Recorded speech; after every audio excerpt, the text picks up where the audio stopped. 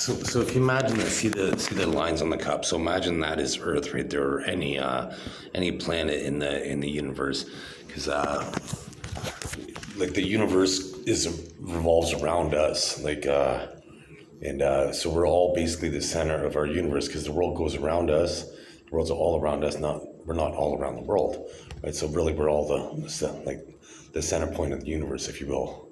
And so that being said, if you look at the lines, the stars are expanding, like the universe is expanding, and so we'd be able to see how fast it's going to flatten out, if it is flattening out, by measuring the distance. Say there's a star right here, 90 degrees, and then 90 degrees, 90 degrees, 90 degrees, and then another star coming this way, and then a star going that way. So 6 different axes, 1, 2, 3, 4, 5, and then 6. They would be able to measure, but particularly, maybe this one's not necessary for flattening out, but we would be able to see a relativeness in the universe. So basically now, because with the universe, there's a constant, nothing can be destroyed or created within the universe. It's whatever happened when the Big Bang happened. So now if you see here, there's a little bit of water in here. So the water's taking up so much volume in this cup.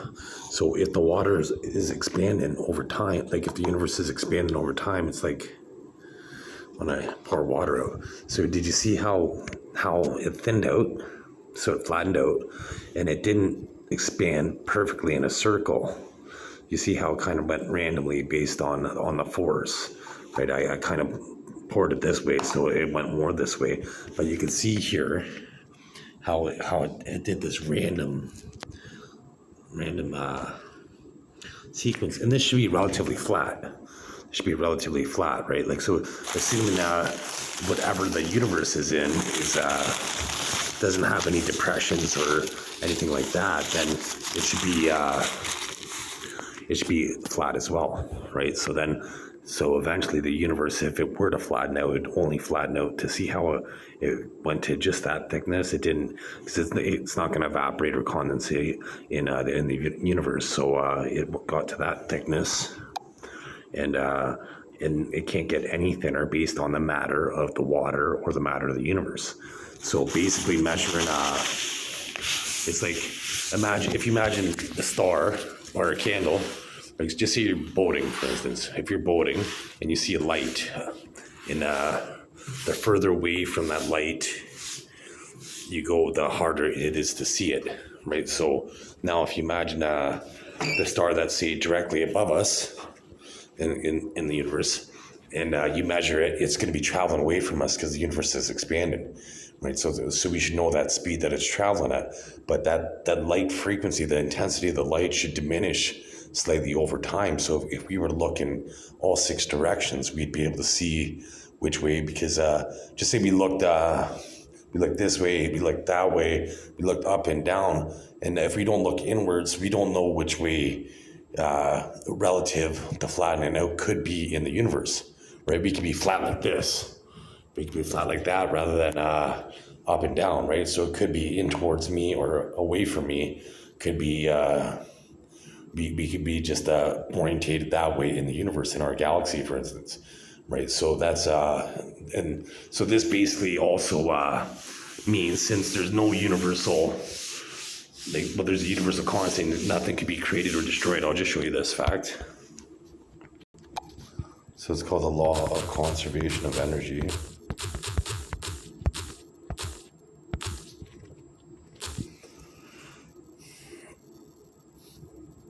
What is the law of conservation of energy? So the law of conservation of energy states that energy can neither be created nor destroyed, only converted from one form to another. And now that means the system always has the same amount of energy unless it's added from the outside. So, and that's a possibility, because there could be outside the universe that could add more universe by, because more than likely it could be just intellect. But that being said, when you look at when somebody dies, that means there's energy inside our body, right? When we eat food, we convert it into kinetic energy when we move, right? And so it's no different than when you put fuel into your car, it's converted into mechanical energy to make your car drive. or you could convert it into pneumatic or thermal energy, right? So you could convert it into these different energies. And so that means when you die, our aura or soul, it transcends and ascends either to heaven or hell, depending on our life choices. And so you all have a unique choice in life. We all have a unique destiny in life. And you can't cheat for this test because you have different choices. You made, depending on how long you live, you make billions or trillions of different choices in your lifetime.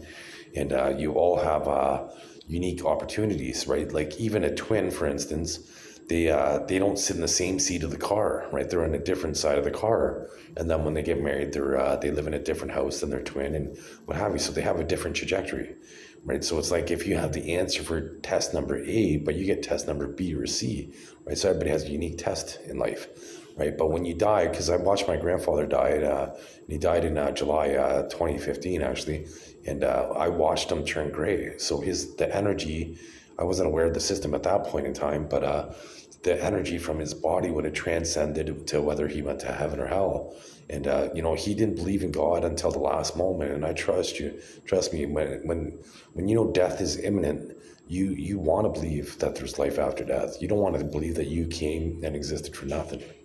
Right, and the fact is, you do go back into the universe, right? You're part of the universe. Like our sun is, if you're on a different planet, it would just be a different star that you'd see in the sky, right? So our sun and our bodies, we're all made up of stardust, like a star that exploded, lived its full life. Like we have a third generation sun, so that means like our sun basically had, say, a parent, and then a grandparent son, just to keep it simple. And so then, like, the parent sun exploded, and then the iron that's in our blood and the gold in our minds is a result of the stardust. But the light from that sun is the aura inside our body, and so there's different magnification that people have, and I'm not going to go into it this video, but if you look into my eyes, you should be able to see that this is my aura, Christian Eric Arnie Meyer, and then this is my kid's aura. And then this is a regular human aura, right? So that's the difference in auras and the magnification of the aura from the sunlight that's encapsulated in our body, in our flesh, which we call our body, right? So with the flattening of the earth, you can see when I poured out the cup, right?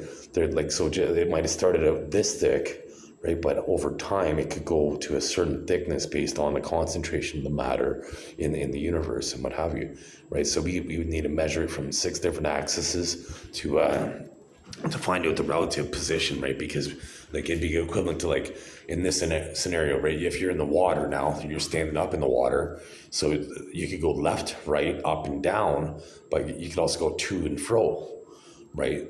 So in that scenario. Right. So like, but if it's like to see the thickness of the universe, it'd be up or down in that scenario. But now if you're laying flat in the water, if you do the up and down, that's only going to give you the horizontal plane, right? So you would have to do to and fro, which would give you the actual thickness of the universe based on our relative position in the universe. Because there would be civilizations that would be pretty much dead center in the universe probably, and but ours, we may not, depending on where we are in our galaxy and where our galaxy is in the universe overall, right? Because they say there's more saying, let's see. So yeah, yes, there is more likely more planets in the observable universe than there are grains of sand on Earth. Estimates vary, but there are trillions of galaxies, and each with billions of stars, and many of those stars have multiple planets orbiting them. So if there's trillions of galaxies, like, let's see, I'll show you this here. Neural synapses.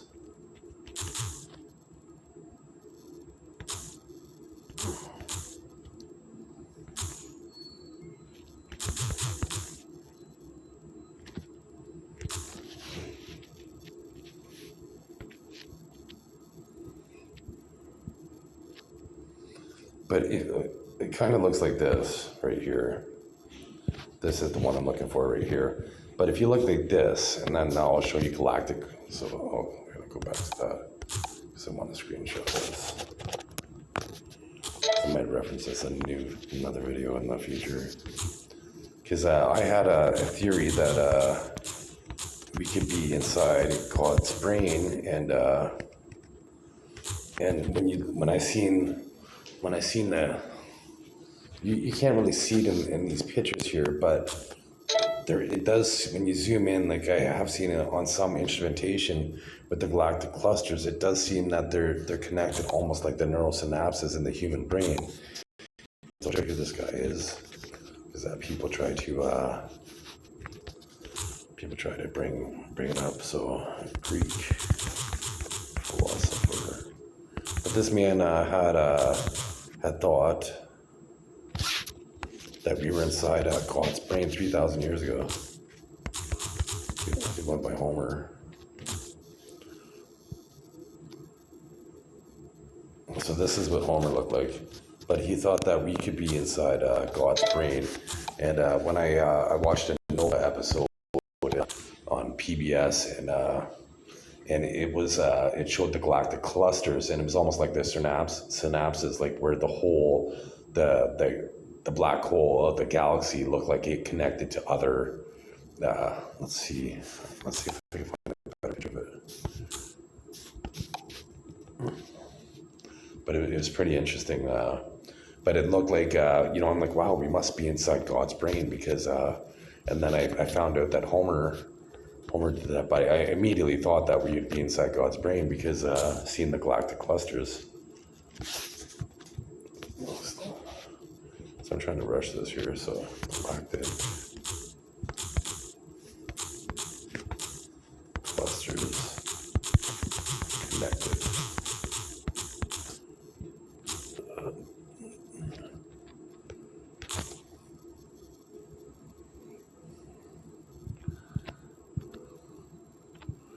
So where is that good? So this kind of shows it here. This kind of looks like the synapses of the brain, but these are super clusters.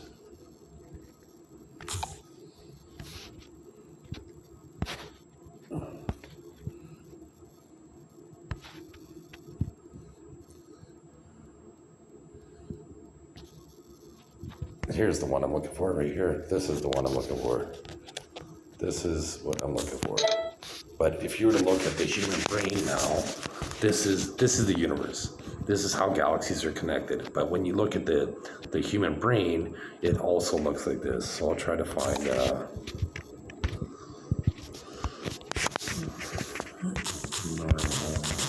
synapses, connections.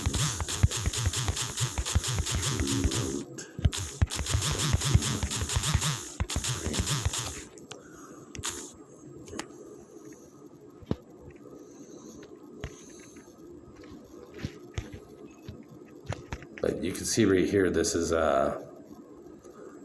basically what our brain looks like. This is all the neurons in our brain, how it's connected. But if you, I'll just go to the screenshot. But actually, I'll merge the image. I've got this pretty cool app.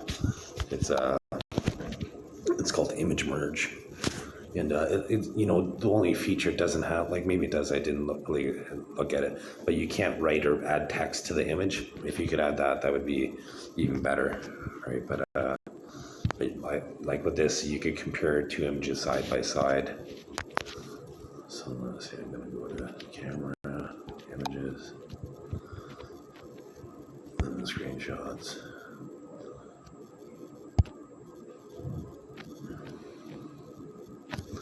No, they broke that, though that was broken. So I'll have to reset my phone to do it. But I'll just show you anyways. They're side by side, so it should be easy enough to see. Right. So this is once again the galactic clusters, and this is the human brain. So you can see the similarity, right? So this more than likely means that we're inside God's mind, and here's what God most likely looks like. And right there, once again, that's what God most likely looks like. And I have a different aura than every other human on the planet, and I'm related to the most deities on the planet, and they use my mind to predict the future.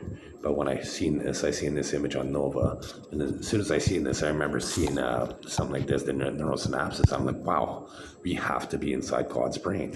So that makes perfect perfect sense why the universe is expanding, because like if you looked at, remember when I poured the cup, like the volume, like the water in the cup, right, with the big bang, it would mean that so as soon as there was the initial bang, like it'd be like equivalent to like shooting a gun, and the gun just went going forever, right, but like after the initial input, right, was the big bang, so it would have eventually the velocity would have ran out, like it would have ran out of steam, right, just like when I poured the water from the cup. Like I'll do it again, right, there's a little bit of water, so watch when I pour it and see how it stopped right there. It doesn't keep on expanding. But now if we're inside God's brain and is going to have new memories all the time, right, because God's going to be aware of all the different, like, once again, there's more planets than there are grains of sand on Earth, and imagine how many beaches there are, right? So if they say, like in the movie Contact, it was like, one analogy was, if every 1,000 planets had life, and then every 1,000 of those planets that had life had intelligent life, that's 1 in a million, basically, right? And a trillion is a million, and there's trillions of galaxies, right? So there'd be trillions of alien species that would be intelligent life like us, right? So we only have 1 grain of sand, and we're microbes on that 1 grain of sand, basically, right? Where there's other alien species, almost certainly, that have like a sandcastle, if you will. They'll have like many planets, right? So ideally for human, like as a quasar, I believe it kills anything within 7,500 light years away from it, a quasar. And so that means traveling at the speed of light, you'd have to travel for 7,500 years. And the speed of light's 186,000 miles per second. Right? That's 7 laps around the Earth per second, right? It takes 8 minutes from the sun for the sun's light to reach our eyes, right? So there could have been a star that's, say, the closest one, something like 2 light years away from us, right? So it could have exploded 1.5 years ago, but we haven't seen the explosion because it would still take another 6 months for that light to reach us and see the explosion, right? Eventually, when we look up in the sky, the Big Dipper and some of those stars are going to disappear, and they're going to supernova, and it's going to make a spectacular display for like probably thousands or millions of years, right? But so anyways, it takes a long time for us to get away from a possible quasar, or there are Roman black holes in the universe. And here's some of the strategies that I've tried to employ for mankind to help out. But so anyways, like, we need to colonize. It's like we have one stock. We have one stock. We have a beautiful stock. We got a blue chip stock. A blue chip stock on the stock market is a stock that's like grade A. It's a really good stock, right? It's Earth that provides all our needs that we want, right? We have air, we can breathe, we have water, and what have you, right? But there's so many resources in the asteroid belt that we could terraform planets in very little time nowadays with artificial intelligence. And with different molecules and what have you, right? Like, they could self-replicating nanotechnology and artificial intelligence could terraform in like planets within and some strategies within weeks. And once I'm proclaimed as king and proclaimed as God, actually, and for mankind. And then because once again, look in my eyes. And then if you watch this video right now, I'm going to tell you something philosophical about yourself that only you and God would know. Right? Like, if you like to chew on the right side of your mouth, I know that. I know everything about you. And part of my mind, my subconscious mind, my conscious mind, I don't know anything about you because you'd be a stranger. And, I want it that way because I don't want to ruin the surprise, basically. Because, I know everything about you, and right now, I'll just show you the afterlife. You won't die right here. Like, this is hell for people. If you look at my chin, this is hell. Watch, I'm gonna route human predators there, and they will die. Watch my face change when I do this. You see how it looked like somebody died? And now I'm going to show you the exact opposite. I'm going to show you somebody ascending to heaven. When they look at my forehead and my face, I'm going to look like elated, like super happy. Right there. Oh, they're blocking it. They're trying to block it. But here, there's you can see the aura changed on my face, and then I'll show you here, right there. Right. So that's real heaven. And when they passed the test and they were able to go into the pearly gates. And once I'm proclaimed as God to mankind, because there's 3 different species of human. And, I had the most relations to Buddha, Shiv, Muhammad the Prophet, Jesus, and Hashem. and the Shinto gods, and I have the highest concentration of their blood. I'm related to more kings and queens and emperors and sultans and emirs and czars than anybody. And their claim to fame always was that they're related to God, right? That they have the strongest link, like Xerxes in the movie 300, right? He said he was God incarnate, and more than likely he was, right? And so now look into my eyes, and then I'll tell you something about a family member that it's impossible for me to know. My name's Christian Eric Meyer, and I'll tell you something like something a secret that your family told you, a good secret that your family told you, whispered or told you that nobody should have known. And but I know, part of my brain knows, my subconscious mind knows. Consciously, I have no clue, right? Because I with my older sister, I'm gonna sum this up in a second. But my older sister, she got me to open up my Christmas presents and then like peek, about a month or two before Christmas, and I wrecked my surprise. Right, so I'm not a snooper. So even though part of my brain knows everything about, like, I know everybody's what they like. So right now, like, look in my eyes, and I'll tell you like that the fashion that you look the best in, and once again, look in my eyes, and I'll tell you how to do your hair, how you'd look the best if you have hair, and if not, the type of hat that you'd look the best in, and so once again, so now, okay, and once again, finish up and continue. So once again, if you were to watch this video now, tomorrow, when you look in my eyes tomorrow, and once again, I'm Christian Eric Meyer, but if you're looking in my eyes tomorrow, you would see something philosophical to help you get through a short period of time. I'm not going to tell you like the grand scheme of things, because you wouldn't want to know. You wouldn't want to know. Like, I think one of the most brutal things ever is if somebody's given a death sentence, and like, say they're on death row and they have that deed in their mind. Every second ticks by and it gets closer and closer to that finale. So I'm never going to predict the end of existence or anything like that, because it's one of those things where you cross the bridge when you get to it, right? You wouldn't want to wreck this, but that wouldn't be a surprise, right? That would be, you'd be like, wow, right? You wouldn't want to know that, right? You wouldn't want to know those things, right? But you'd want to know how just some small little philosophical things to help you lighten your mood and get through your day.